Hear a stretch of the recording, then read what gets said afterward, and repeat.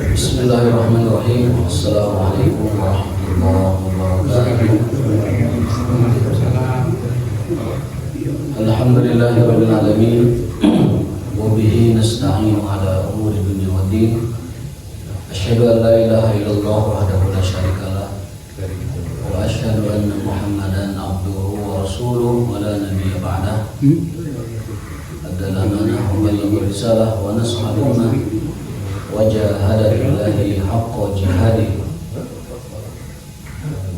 Allahumma shalli wa sallim ala nabiyyina Muhammadin sayyidil awwalin wal akhirin asyrafil anbiya'i wal mursalin arsalahullahu rahmatan lil alamin wa ala alihi wa ashabihi wa man sara ala nahjihi ila yaumiddin. Allahumma subhanaka la ilma lana illa ma 'allamtana wa 'allimna ma yanfa'una wa zidna ilman. Allahumma rabbana atina fid dunya hasanah wa fil akhirati hasanah wa qina adzabannar. Bapak sekalian yang mengenal Allah Subhanahu wa taala, pinuh ini. Udah tinggalin aja pinuh dia. Aman pinuh. Aman. Patok aman. Hari ini kita akan melanjutkan kajian kitab Al-Adab Al-Mufrad yang disusun oleh hadis-hadis adab dan akhlak yang disusun oleh Imam Bukhari rahimahullah ta'ala. Dan hadis terakhir yang kita baca adalah tentang dua sifat yang sangat dicintai oleh Allah Subhanahu wa taala dalam tiga hadis yang berturut-turut, yaitu tentang bab sikap hati-hati dan kesantunan. Hati-hati dalam arti tenang, ya, tidak kerusuhan, tidak tergesa-gesa, tenang. Bukan santai yang artinya lalai, tapi santai dalam arti kata penuh perhitungan. Jadi hati-hati. Dari tiga hadis ini saya akan membacakan hadis yang terakhirnya saja untuk menyambung melanjutkan tema berikutnya.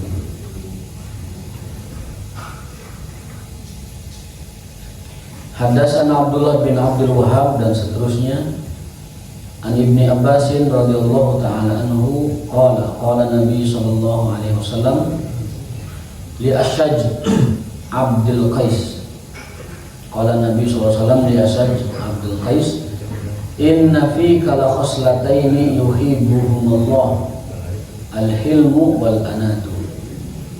Ini selain Bukhari, Imam Muslim juga meriwayatkan. Dari Ibnu Abbas radhiyallahu ta'ala anhu, beliau bercerita bahwasanya Nabi SAW berkata kepada seorang sahabat bernama Ashaj Abdul Qais, sesungguhnya dalam dirimu ada dua sifat yang sangat dicintai oleh Allah Subhanahu wa taala. Yang pertama adalah al-ilmu, kesantunan. Yang kedua adalah wal anatu, kehati-hatian. Sikap tenang, sikap yang tidak berusuhan dalam segala hal. Ini dikuatkan dalam hadis lain, al-ajalatu minasyaiton, tergesa-gesa itu adalah sifat syaitan. Bahkan ketika sholat berjamaah itu tidak boleh berlari. Rasulullah SAW dalam beberapa kesempatan berulang-ulang menyampaikan alaikum bisakinah, alaikum bisakinah. Sakinah itu apa? Tenang. Jangan lari ngejar sholat berjamaah. Apa yang kalian dapati, alhamdulillah bersama imam. Apa yang kalian terlambat, fa'adriku mafatakum, lengkapi yang kurang. Kalau datang dalam keadaan ikut imam secara sempurna, alhamdulillah, fabiha wa ni'mah, beruntung. Tapi kalau dia terlambat, maka jangan rusuhan, tapi sakinah. Alaikum bisakinah, hendaklah kalian bersikap sakinah. Wa ma fatakum fa'adriku, dan yang kelewat lengkapi saja. Dia tidak usah terengah-engah, napas apalagi itu tersengal-sengal. Allahu Akbar. Tidak khidmat salatnya gitu. Kita takbir dan sebelah kita itu mencium napas kita dan mendengar suara terengah-engahnya napas kita. Itu tidak bagus. Rasulullah menjelaskan alaikum bisakinah. Yang disuruh itu bukan berlari mengejar sholat berjamaah yang sudah mulai. Yang disuruh itu adalah bersikap sigap, mempersiapkan diri untuk sholat berjamaah. Bukan ketika sudah komat lari, bukan itu yang disebut dengan menyegerakan kebaikan. Tetapi bersiap-siap, tahu sholat berjamaah jam berapa, azan sudah dikumandangkan, siap-siap. Bahasa kerennya prepare. Sudah tahu, sudah refleks gitu ini untuk jam. Allah Subhanahu wa taala di dalam surat Al-Adiyat memuji kuda. Wal adiyati dobha, dan demi kuda-kuda perang yang berlari kencang, napas terengah-engah. Fal muriyati qadha, yang berlari saking cepatnya itu kaki kuda nggak belentrang kena batu, memercikan bunga api.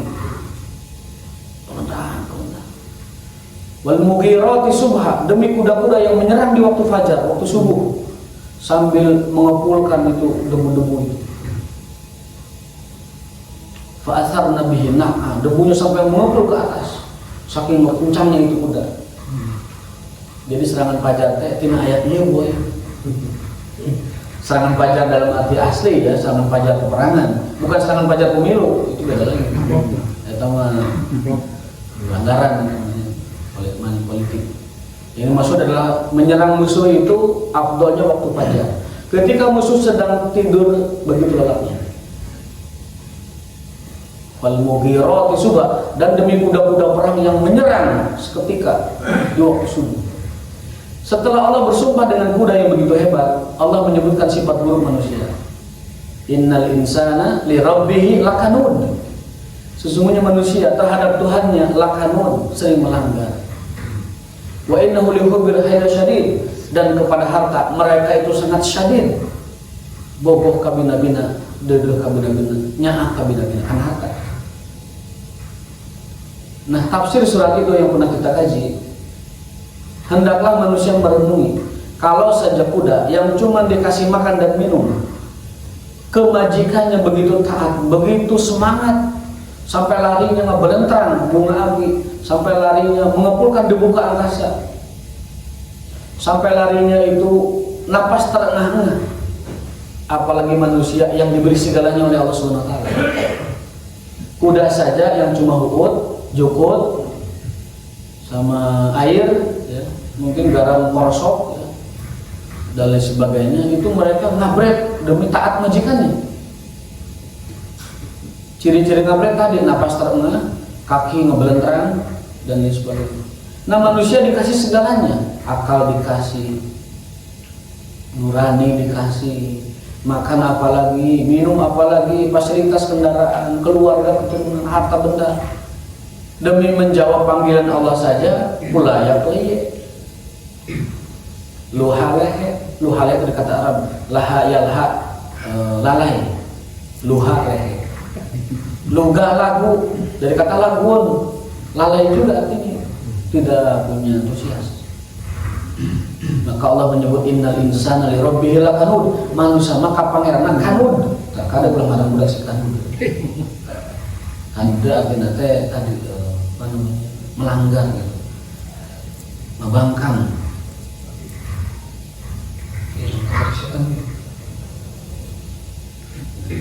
Nah, maka Rasulullah SAW mengingatkan bahwa yang dimaksud dengan bersegera berjamaah itu adalah mempersiapkannya, bukan berlari mengejar imam yang sudah menegakkan sholat. Karena afdaliyah sholat berjamaah itu saking hebat dan dahsyatnya pahala berjamaah. Andaikan kita berangkat ke masjid seorang diri, jamaah sudah selesai, lalu kita sholat di masjid, kata Rasulullah dia mendapatkan pahala berjamaah. Dari rumah kita nginci berangkat, masjid sudah kosong, sudah selesai berjamaah, kita sholat di masjid, maka dia mendapatkan pahala berjamaah walaupun dia sholat sendiri.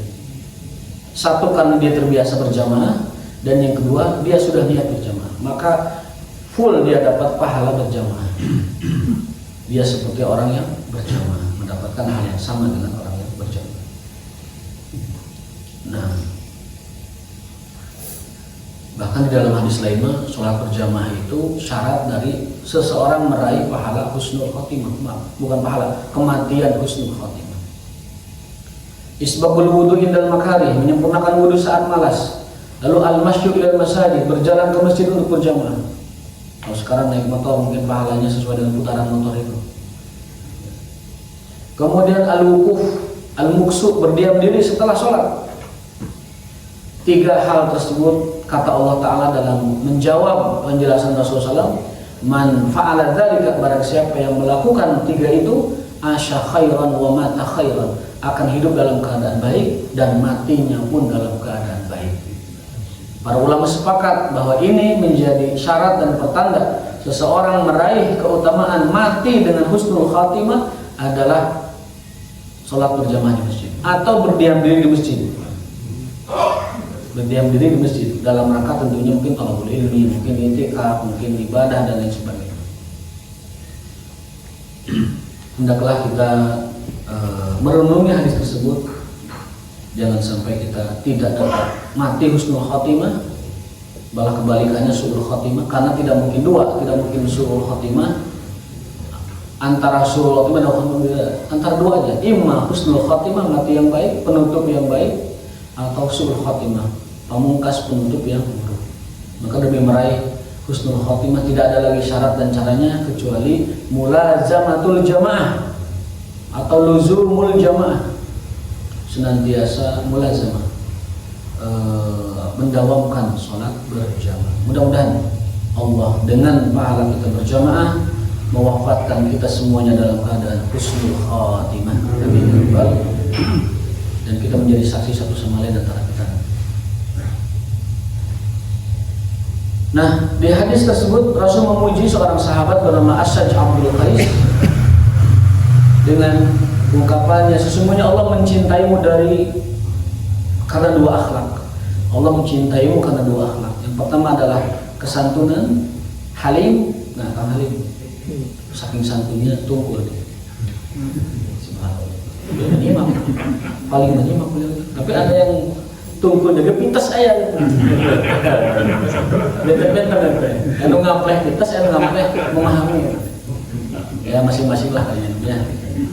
Kata Rasul juga, inna ma'ana qasim, aku mah cuma ngawurkeun, wallahu yu'ti, tapi nu ngabagina Allah ka ilmu, dibagi ke Allah ya, sesuai dengan kesungguhan dan keikhlasan niat masing-masing dan kesungguhan masing-masing. Saya juga sama, saya juga cuma ngawurkeun saja ya, membagikan, Allah yang memberi. Al-hilmu, halim, santun. Maka namanya anak dengan Abdul Halim itu luar biasa. Mudah-mudahan dia menyerap cahaya kesantunan dari Allah Subhanahu wa ta'ala. Amin ya rabbal alamin. Wal anatu, nah anatu kehati-hatian.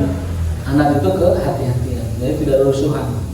Rusuhan itu sifat yang dibenci Allah. Bahkan itu merupakan jati diri setan. Al-ajalatu minasyaitan, ketergesa-gesaan dalam bagian dari akhlak syaitan.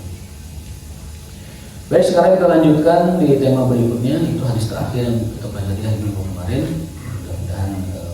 Bisa berlanjut ya, temanya nyambung tentang sekarang bab al-baghyu, bab tentang perbuatan jahat ya, kalau kemarin al-hilmu wal anat, sekarang bab al-baghyu.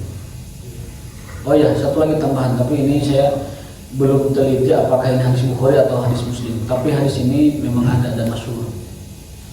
Suatu hari Abu Dzar Al-Ghifari itu kan orang Arab beliau ya. Entah refleks, entah kebiasaan jahiliyah sebelumnya, sebelum Islam, dia memanggil Bilal dengan sebutan yang rasis.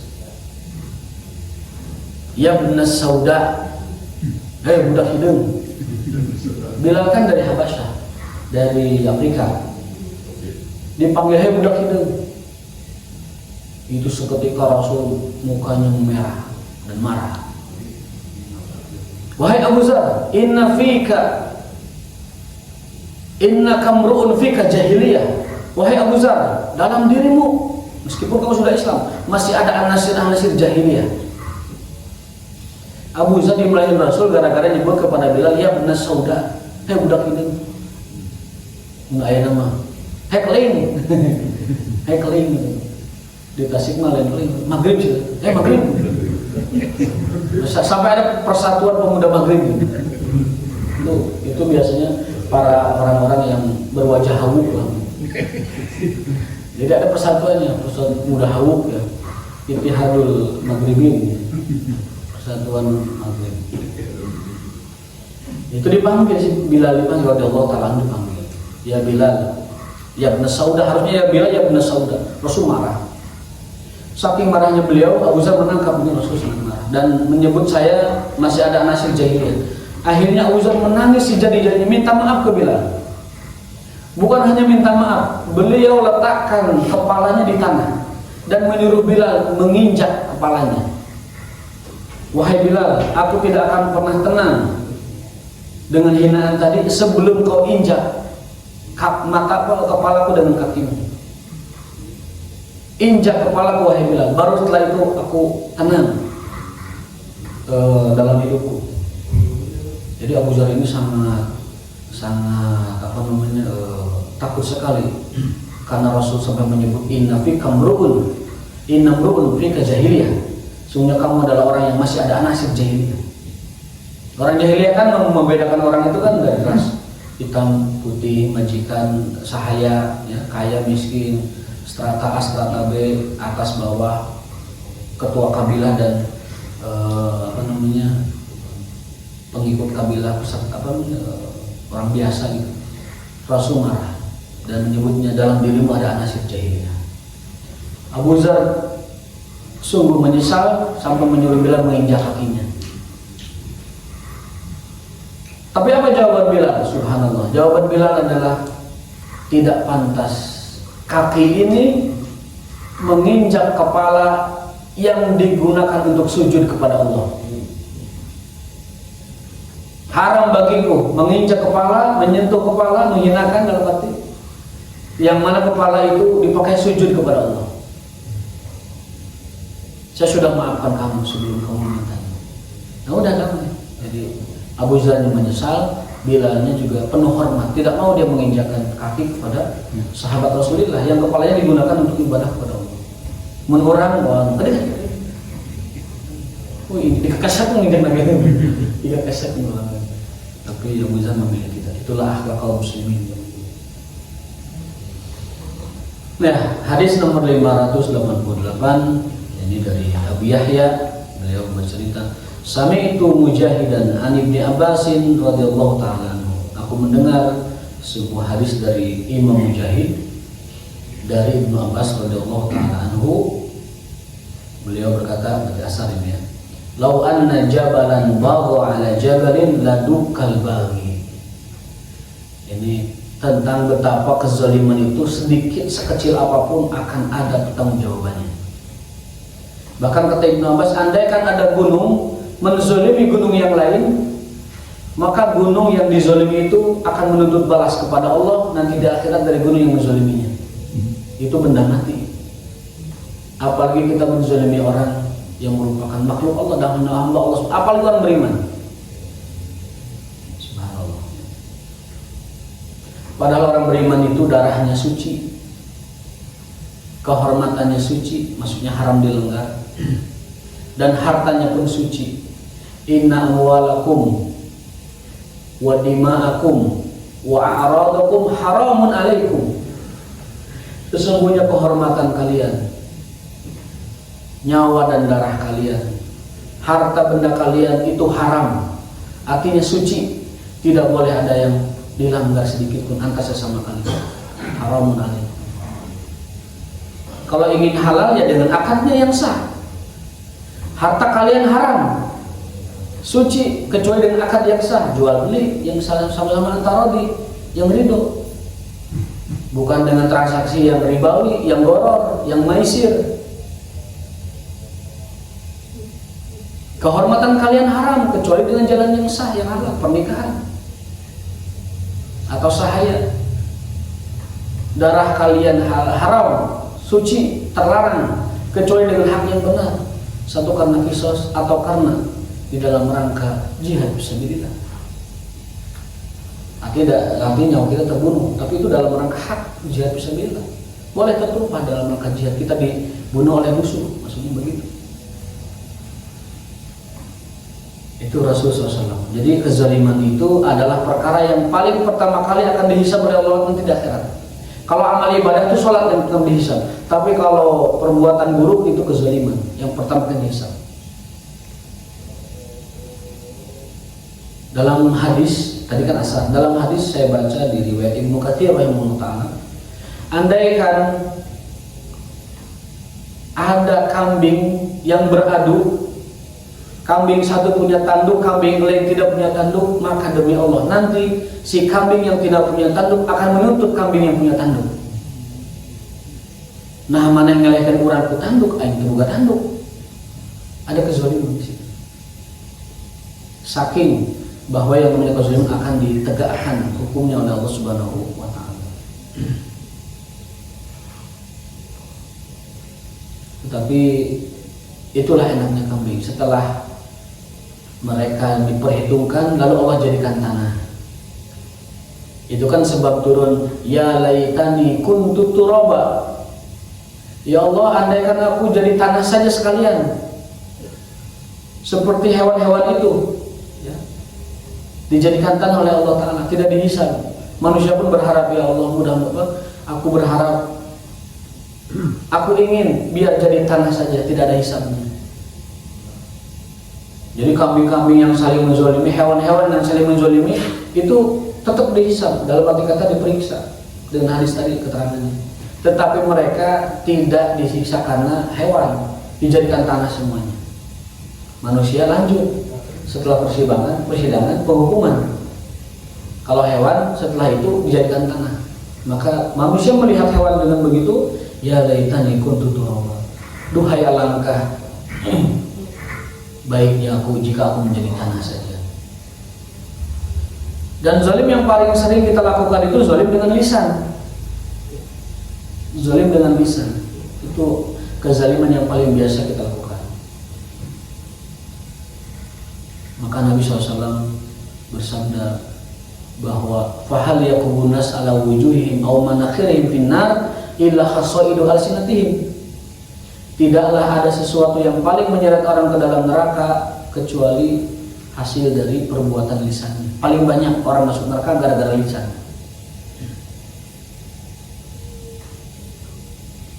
Rasul melihat di neraka banyaknya kaum wanita. Uridun nar, aku diperlihatkan wanita, aku diperlihatkan neraka. Berarti Rasul sudah ada neraka, berarti neraka sudah ada. Rasul diperlihatkan neraka, Rasul diperlihatkan surga, berarti itu kedua tempat tersebut sudah ada. Fa idza aksaru ahlihan nisa, lalu aku melihat penduduk neraka kebanyakan wanita. Sahabiat bertanya penasaran, gerangan apa ya Rasul? Kenapa wanita banyak sekali? Para sahabat bertanya, apakah mereka kufur kepada Allah? Tidak, mereka iman kepada Allah. Bisa jadi mereka itu solehah, dalam arti kata soleh, akhlaknya baik, perangannya baik, ibadahnya baik. Bal yakfurnal ashir, tapi mereka kufur nikmat kepada suami. Kufur nikmat kepada suami. Biasanya kufur nikmat itu dengan apa? Dengan lisan atau dengan tindakan? Biasanya dengan lisan. Maka wanita pun paling banyak di neraka gara-gara lisannya. Wanita paling banyak di neraka gara-gara lisannya. Karena kufur nikmat itu yang paling bisa mewakili kufur nikmat itu lisan. Siapa tar masihana naon? Satahun dia baju teh henteu hiji dia. Padahal salamari ieu bade kondangannya banyak teu aya baju. Badai mungkus naon teu aya wadah, pada wadah teh Tupperware sa geus kaitung sakolbak mun itu. Nyebut teu aya wadah. Sia matar masihana naon. Nah, itu namanya kufur nikmat, menghilang-hilangkan la yashkur nikmatallahi alladzi an'amaha ala zaujiha, tidak bersyukur kepada nikmat Allah yang dihantarkan lewat rezeki suaminya. Itu lisan, karena perempuan itu begitu. Dikuatkan di hadis bawahnya soalnya. Perempuan itu andaikan kau berbuat baik kepada mereka seumur hidupmu, In ahsanta ilaiha dahra, in ahsanta ilaiha, andaikan kamu berbuat baik kepada perempuan seluruh hidupmu, summa ra'at minka syai'an, lalu dia melihat satu kesalahanmu, dia akan mengatakan kamu tidak ada baik-baiknya sama saya. Itu sifat wanita yang dibuka oleh Rasulullah SAW. Itu juga lisan, ya, itu juga lisan. Maka kezaliman yang paling lumrah tapi itu berbahaya besar adalah lisan.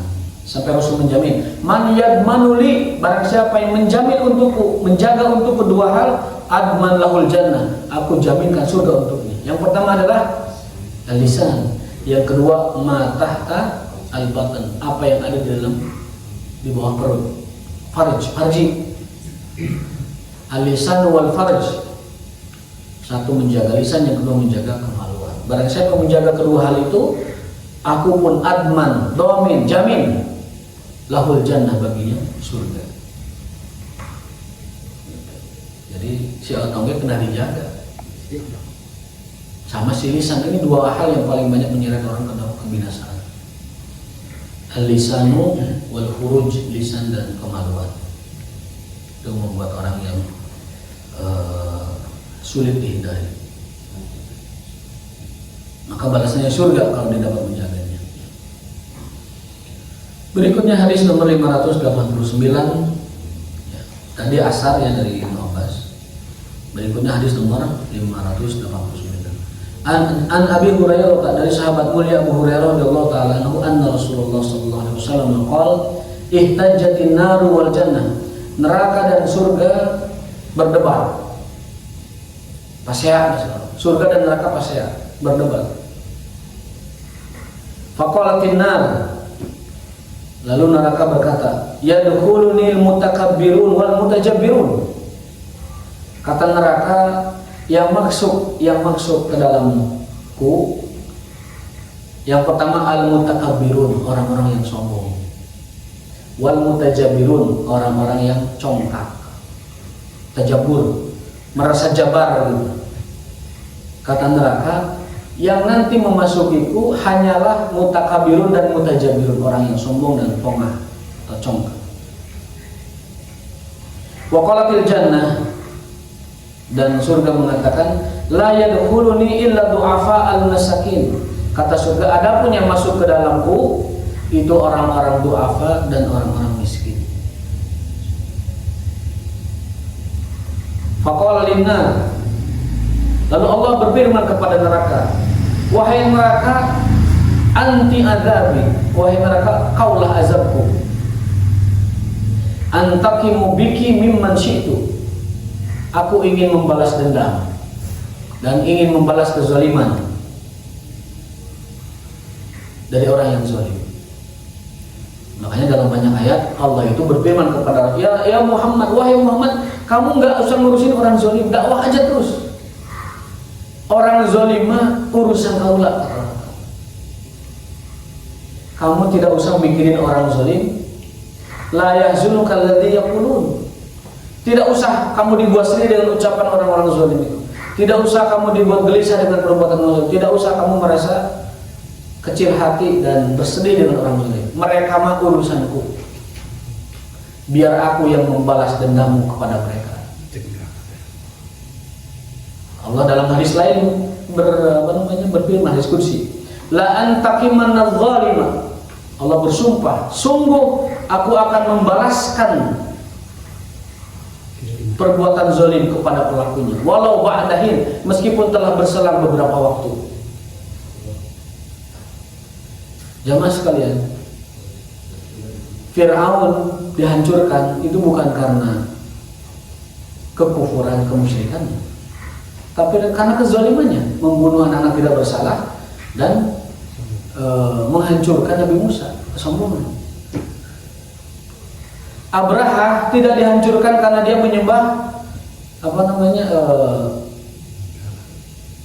Abraha itu Nasrani dan punya gereja yang sangat besar. Allah tidak menghancurkan Abraha gara-gara dia Nasrani ataupun dia tidak menyembah Allah, kecuali karena Abraha zalim ingin menghancurkan Ka'bah. Jadi Allah menghukum dan menghancurkan manusia bukan karena kekafirannya, tapi karena kezalimannya. Tidak ada ceritanya orang musyrik, orang kafir dihancurkan. Tetapi mereka dihancurkan kalau sudah berbuat zalim. Namrud itu dihancurkan bukan karena dia tidak beriman kepada Ibrahim, tapi karena dia zalim, membunuhi orang-orang beriman. Semua cerita orang zalim itu dihancurkan Allah gara-gara kezaliman, bukan karena kekafiran. Tidak ada ceritanya orang kafir dihukum oleh Allah SWT. Nanti kekafiran dan kemusyrikan balasannya itu di akhirat. Balasan kekufurannya di akhirat, bukan di dunia.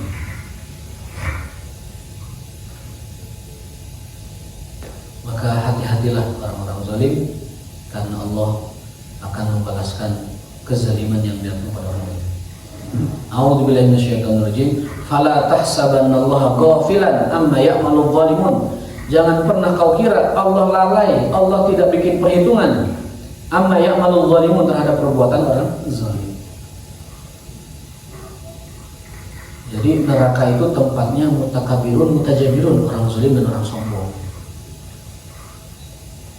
Nah, ini mutakabirun ini menarik perhatian. Mutakabirun, orang sombong. Sombong itu apa sih? Sombong itu ada dua. Dan sombong itu dua-duanya menghalangi orang ke surga. La yadkhulul jannah, tidak akan masuk surga.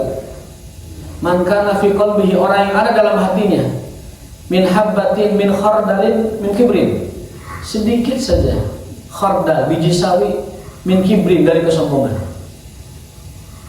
tidak akan dimasukkan ke dalam surga orang-orang yang dalam hatinya ada rasa kesombongan. Sombong itu banyak faktornya. Dalam surat Al-Alaq, kalla innal insana la yatgha, seluruh manusia itu berbuat sewenang-wenang, congkak dan sombong. Kapan dia melakukan itu? An ra'ahu stagna, saat dia merasa punya kuasa, dia tidak menerima kebenaran. Punya harta, dia tidak menerima masukan. Punya ilmu, dia tidak menerima nasihat. Jadi harta, kuasa dan ilmu membawa kesombongan. Bahkan kata para ulama dalam sebuah asar, ilmu itu menghembuskan hawa kesombongan. Itu bukan hanya harta yang sombong, itu para ulama juga bisa sombong. Apalagi penguasa, itu bagiannya biasanya merasa sombong. Sombong itu ada dua, ada kibrun, ada takabur. Kalau kibrun itu memang dia punya, memang dia layak sombong, yang sebenarnya nggak boleh, tapi dia sombong. Jadi sombong karena ada, itu kibr. Ada takabur, merasa besar. Jadi ada yang besar kemudian sombong, ada yang tidak besar sebenarnya tapi dia merasa sombong. Ya, ada yang kabir lalu kibr, ada yang sebenarnya tidak kabir tapi mutakabir, namun dia bersikap sombong. Kalau dalam bahasa hadis lain mah, Allah itu tidak akan melihat tiga orang nanti di akhirat. Satu penguasa zalim, ya. Yang kedua adalah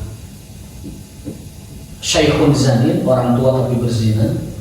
Itu tidak akan dilihat Allah. Artinya Allah tidak mau melihat mereka.